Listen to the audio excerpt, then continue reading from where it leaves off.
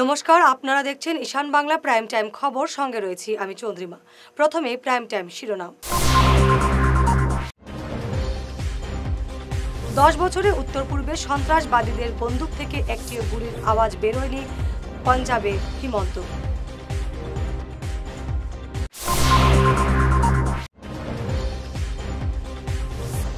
কাজ শেষ হওয়ার আগেই সাব সেন্টারের দেওয়ালে ফাটল, কাটিগড়ায় ক্ষোভ।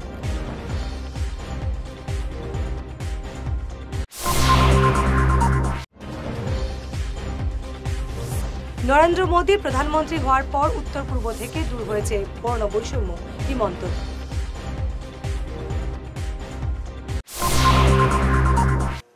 এবারে বিস্তারিত প্রাইম টাইম খবর। মোদী সরকারের 10 বছরে উত্তর পূর্বে সন্ত্রাসবাদীদের বন্দুক থেকে একটিও গুলির আওয়াজ বের হয়নি। প্রধানমন্ত্রী নরেন্দ্র মোদীর শাসনে উত্তর পূর্ব আজ শান্তি বিরাজ করছে। সোমবার পাঞ্জাবের পাটিয়ালায় বিজেপি প্রার্থীর পক্ষে প্রচারাভিযানে এমন দাবি করেন মুখ্যমন্ত্রী হিমন্ত বিশ্ব শর্মা। মোদীকে ফের প্রধানমন্ত্রী করার আহ্বান জানিয়ে উত্তর পূর্বের উন্নয়নের খতিয়ান তুলে ধরেন হিমন্ত। पंजाब हमारा देश का एक नंबर प्रदेश होना चाहिए। ड्रग्स का मामला में नहीं, कर्जा का मामला में नहीं, संपत्ति का मामला में देश को नेतृत्व देने में पंजाब देश का एक नंबर प्रदेश होना चाहिए और होते रहेगा। मोदी जी को खाली एक बार मौका दीजिए, मोदी जी को एक बार मौका दीजिए।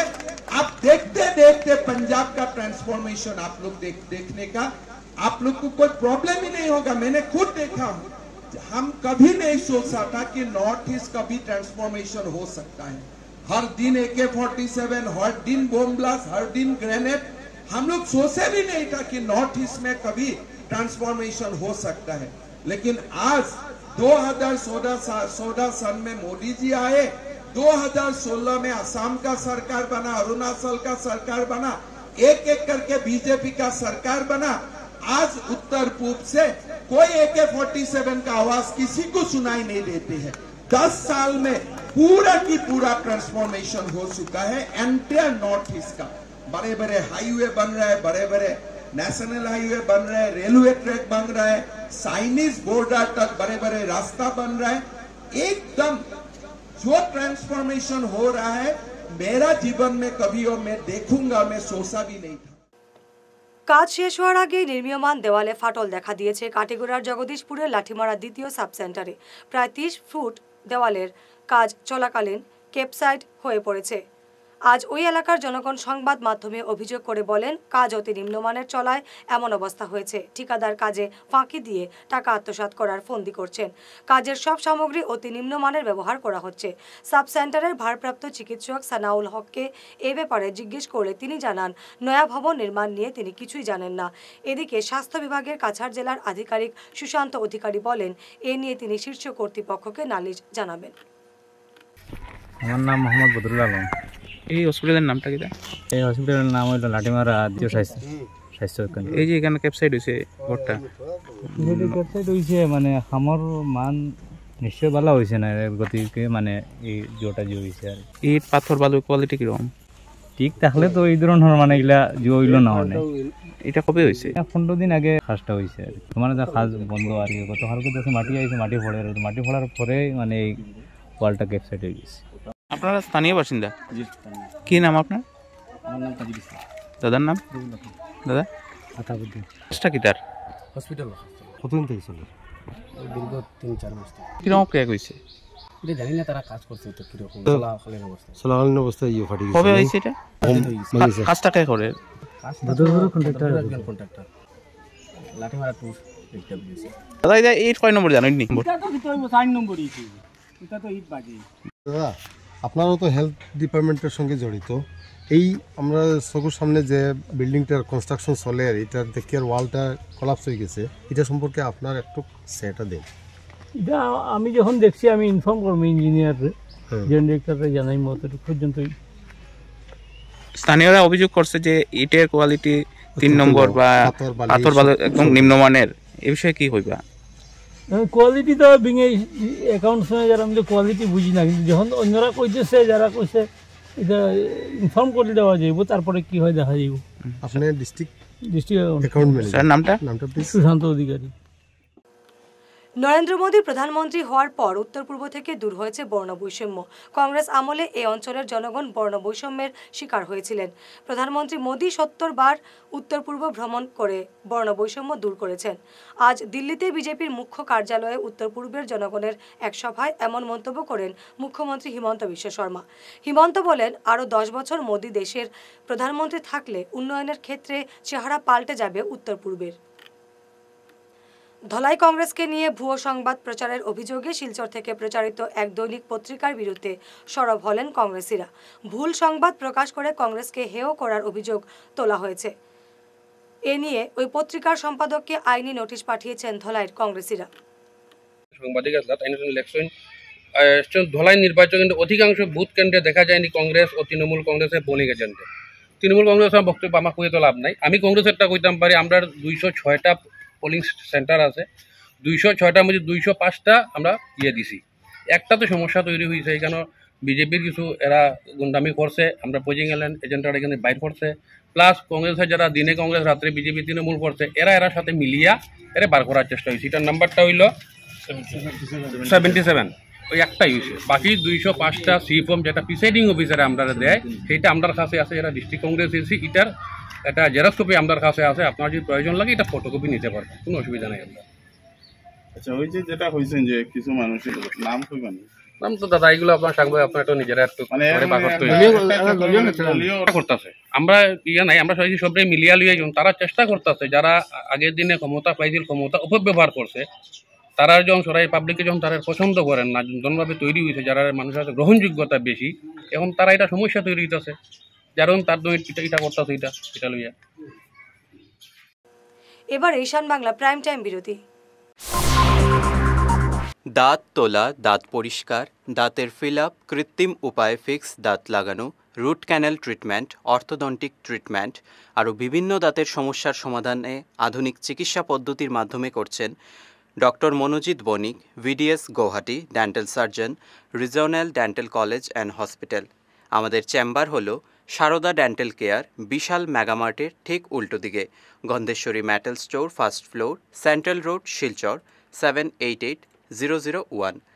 রোগী দেখার সময় হচ্ছে সোম থেকে শনি সকাল 10:30 থেকে এবং বিকেল 4:30 থেকে, রবিবার 11টা থেকে দুপুর 2:30 পর্যন্ত। আমাদের অ্যাপয়েন্টমেন্টের জন্য যোগাযোগ করুন 7002067827 অথবা 9365026582 এই নম্বরে। আমাদের আরও একটি চেম্বার রয়েছে উধারবন্দে, Life Care Pharmacy, Hospital Road, Udharbond, Cachar, Assam. সোম থেকে শনি সকাল 11:30 থেকে। অ্যাপয়েন্টমেন্টের জন্য আমাদের ফোন করুন 9435916096 অথবা 8473036140 এই নম্বরে। ফিরে এলাম বিরতির পর। আগামী 19 মে কালাইনের ঐতিহ্যবাহী সত্যরঞ্জন কলেজ প্রাঙ্গণে স্থাপিত হবে ভাষা শহীদ স্মারক সৌধ। এই সৌধ উন্মোচন করবেন ভাষা শহীদ কানাইলাল নিয়োগীর পুত্রবধূ মধুমিতা নিয়োগী। বক্তা থাকবেন বিশিষ্ট শিক্ষাবিদ অমলেন্দু ভট্টাচার্য। আজ কালাইনে এক সাংবাদিক বৈঠকে এ ব্যাপারে বিশদ তুলে ধরেন কলেজের প্রভাষক প্রবীর দাস, প্রাক্তনী সংস্থার সুদীপ দাস এবং জুই সূত্রধর, বিশিষ্ট নাগরিক সুখেন্দু কর। 1961 সালে বাংলা ভাষার জন্য যারা প্রাণ দিয়েছিলেন তাদের সম্পর্কে জানা আমাদের বাঙালি হিসাবেই শুধু নয়, মানুষ হিসাবেও আমাদের একান্তই প্রয়োজনীয় ব্যাপার। কেননা তাদের কথা হচ্ছে আমাদের শেকড়ের কথা।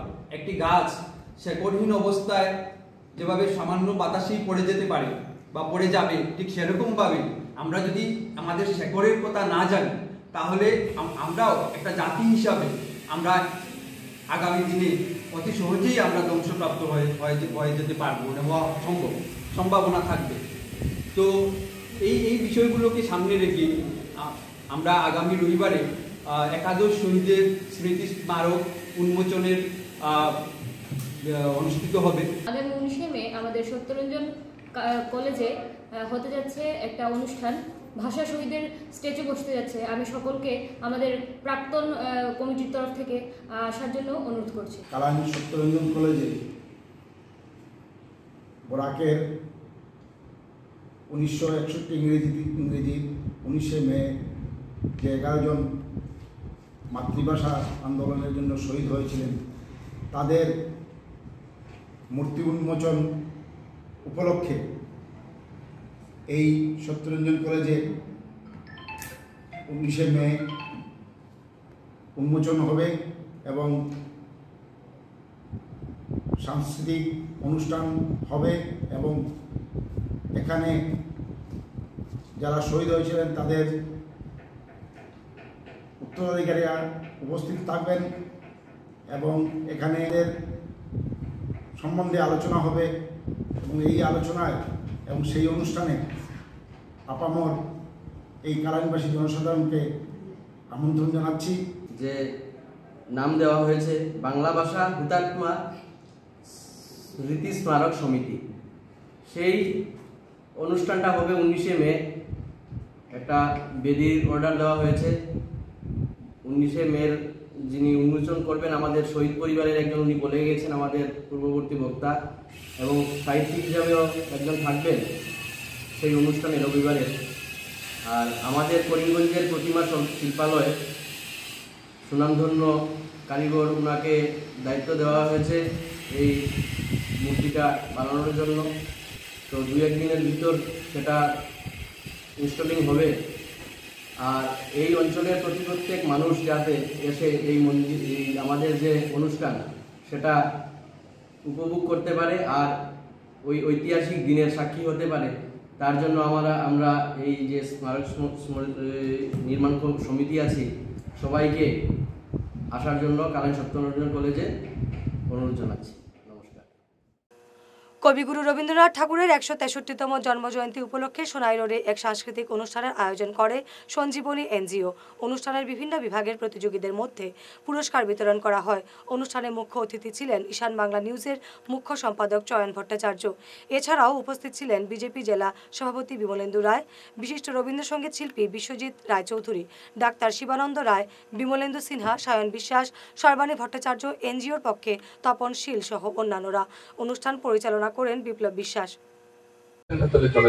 এই জন্য বলছি যে পাকিস্তান বেতারে রবীন্দ্রসঙ্গীত একবার নিষিদ্ধ করা হয়েছিল, তখন সেটাকে আবার প্রবর্তনের দাবিতে এমন আন্দোলন হলো বাংলাদেশে যে বাংলাদেশের মানুষ রবীন্দ্রনাথ ঠাকুরকে এতটুকুই গ্রহণ করেছিলেন, তার কথা প্রমাণিত হয়। আসলে রবীন্দ্রনাথ কি বুঝতে গেলে আমাদের সবারই ধারণা, প্রচুর গান লিখেছেন, কিছু অনেক নাটক লিখেছেন, নোবেল পুরস্কার পেয়েছিলেন, নাইট উপাধি ত্যাগ করেছিলেন। এই কয়েকটা বিষয়, এর বাইরে আমরা রবীন্দ্রনাথকে কিন্তু খুব একটা চিনি না। আর যারা রবীন্দ্রসঙ্গীত শুনি আমরা সবাই ভালোবাসি। রবীন্দ্রসঙ্গীত নাটক তো তেমন অনেকে খেয়াল করেন না। রবীন্দ্রসঙ্গীতটা শুনেন কিছু আবৃত্তি, ছোটবেলায় কিছু আবৃত্তি, রবীন্দ্রসঙ্গীত হতো স্কুল, এখন তো এগুলো উঠে গেছে, খুব দুঃখের বিষয়। এগুলোর বাইরে কিন্তু আমরা রবীন্দ্রনাথকে আমরা চিনতে পারি না, বা এর বাইরে আমরা রবীন্দ্রনাথকে দেখতে পারি। নোবেল পুরস্কার পেয়েছিলেন এটা বললাম, তিনি একজন বড় কবি ছিলেন, তার দুটো জাতীয় সঙ্গীত আছে দুটো দেশে, ভারত এবং বাংলাদেশে। তারপর অসংখ্য নাটক লিখেছেন, অসংখ্য গান লিখেছেন, তিনি একজন বিশ্ব মানবতাবাদী বিশ্বাস। এর বাইরে রবীন্দ্রনাথকে জানার কিছু প্রয়োজন রয়েছে। আমি খুব সংক্ষেপে আজকে দু একটা কথা এখানে বলবো, যেটাতে আপনার একটু অন্য দৃষ্টিতে রবীন্দ্রনাথকে দেখার চেষ্টা করবেন। দেখুন, রবীন্দ্রনাথের যে দর্শনটা উপনিষদ, এবং তিনি উপনিষদের উপর ভিত্তি করে তার সমস্ত গান এবং প্রকৃতি এবং আধ্যাত্মিকতাবাদকে তিনি এমনভাবে আত্মস্থ করেছিলেন যে তিনি প্রতিটি, এবং তার যে দর্শন সেটা পুরোপুরি উপনিষদ নির্ভর একটা দর্শন তিনি জন্ম দিয়েছিলেন। এবং তার যে গান, এখানে বিশ্বজিৎ চৌধুরী আছেন, অত্যন্ত নামী রবীন্দ্রসঙ্গীত শিল্পী আছেন। তো আমি একটা কথা বলতে চাইছি এখানে, যে রবীন্দ্রনাথের এই যে একটা যে বিশ্ব মানবতা, রবীন্দ্রনাথের বিশ্ব মানবতা বোধের সঙ্গে যদি আপনার জাতীয়তাবাদকে মেলাতে যান, তাহলে কিন্তু আপনার একটা অন্য চিত্র দেখবেন। রবীন্দ্রনাথ উগ্র জাতীয়তাবাদকে কোনো সময় বিশ্বাস করতেন না। তিনি জাপানে গিয়েছিলেন একবার, টোকিওতে একটা অনুষ্ঠানে তিনি ভাষণ দিচ্ছিলেন টোকিও বিশ্ববিদ্যালয়ে। তো সেখানে তখন জাপানে যে সাংঘাতিক একটা জাতীয়তাবাদ চলছে জাপানে।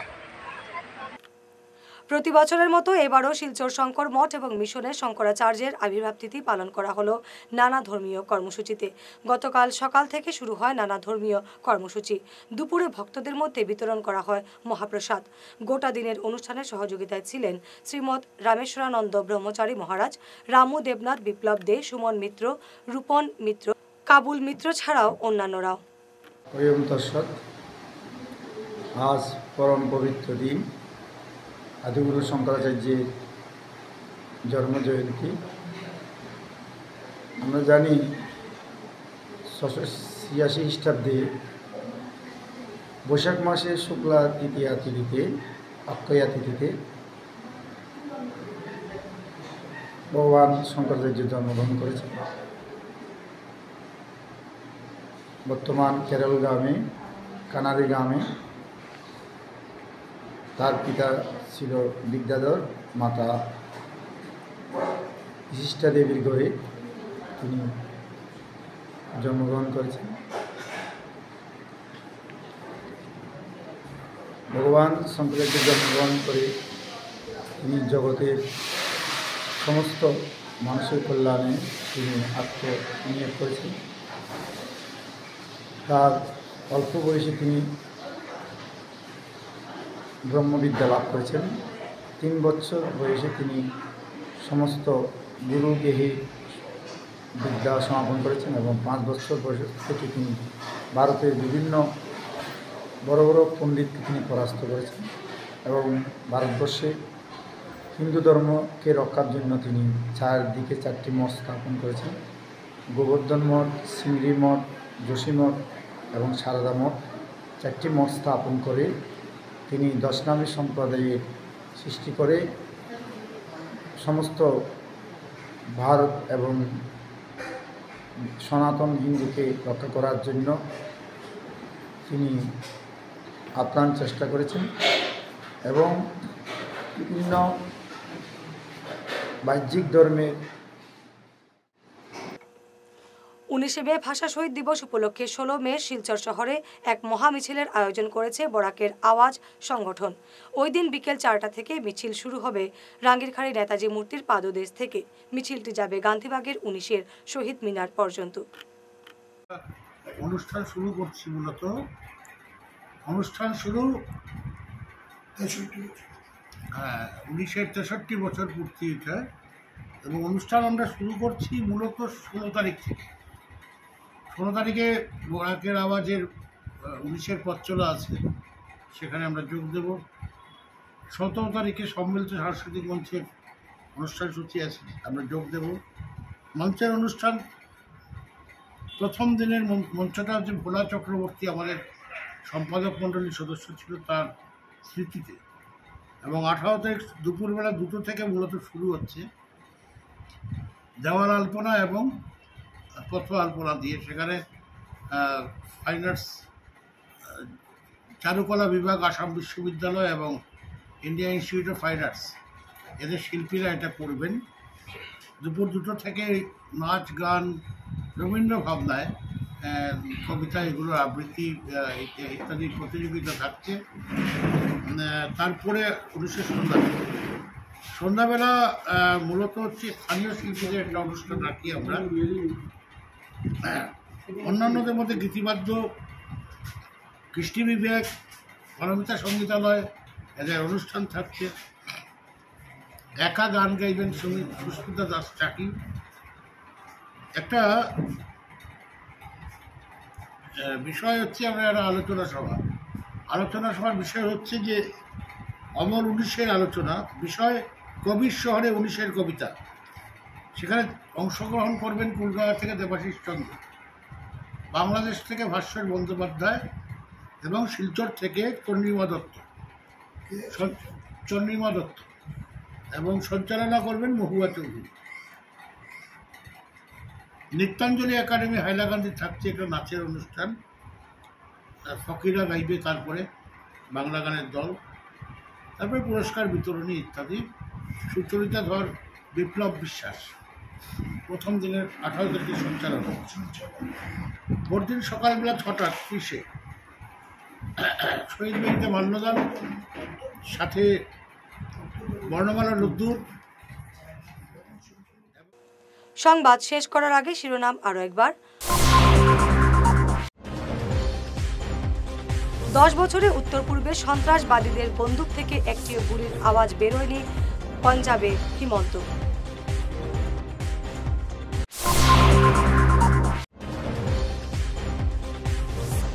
কাজ শেষ হওয়ার আগেই সাব সেন্টারের দেওয়ালে ফাটল, কাটিগড়ায় ক্ষোভ।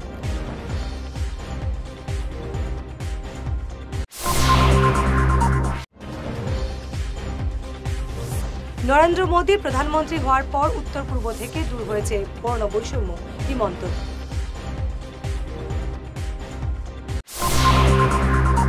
আজকের মতো প্রাইম টাইম খবর এ পর্যন্তই। নমস্কার।